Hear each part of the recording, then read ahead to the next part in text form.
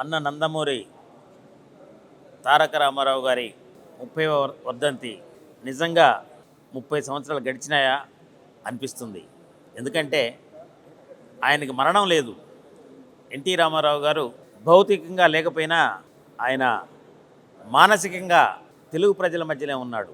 తెలుగు ప్రజల కోసం, తెలుగు ప్రజల ఆరాధ్య దైవం నందమూరి తారక రామారావు గారు. వారు 35 సంవత్సరాలు సినీ రంగంలో రారాజుగా ప్రజలిచ్చిన ఆదరణని, ప్రజల యొక్క రుణం తీర్చుకోవాలని చెప్పేసి ప్రజలు కష్టాల్లో ఉన్నారు. 82కు ముందు రాజకీయంగా ఆనాడు ప్రజలు, కాంగ్రెస్ ప్రభుత్వం ప్రజలను ఎన్నో ఇబ్బందులు గురిచేస్తే ఆనాడు ప్రజలంతా కూడా ఎదురు చూశారు, ఎవరైనా పార్టీ పెడితే బాగుండు అని చెప్పేసి. అటువంటి తరుణంలో నందమూరి తారక రామారావు గారు మీకు నేనున్నానంటూ నన్ను ఇంతటి వాడిని చేసినటువంటి తెలుగు ప్రజల రుణం తీర్చుకోవడానికి తెలుగుదేశం పార్టీ స్థాపించినటువంటి మహనీయుడు.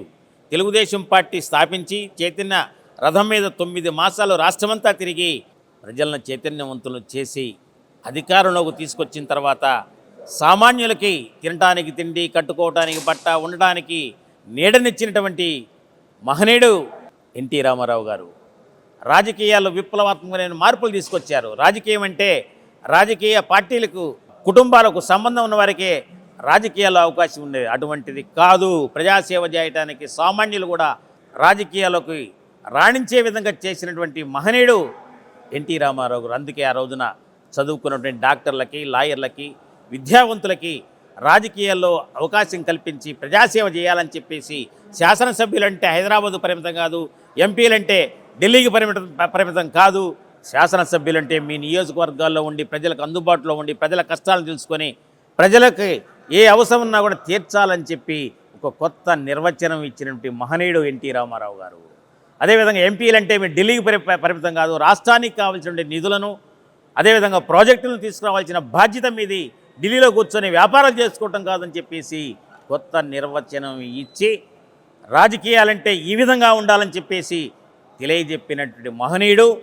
రాజకీయాల్లో అనేక మందికి రాజకీయ భిక్ష పెట్టి ఈరోజు ఉన్నటువంటి పార్టీలు కావచ్చు, నాయకులు కావచ్చు, ఆయన తయారు చేసినటువంటి రాజకీయ ప్రజాస్వామ్యాన్ని కాపాడుతూ ప్రజల కోసం పనిచేసే శాసనసభ్యులు, పార్లమెంటు సభ్యులు, అదేవిధంగా ప్రజాప్రతినిధులు ఎవరైనా సరే చూశారు కదా, మండలాలను ఏర్పాటు చేశారు.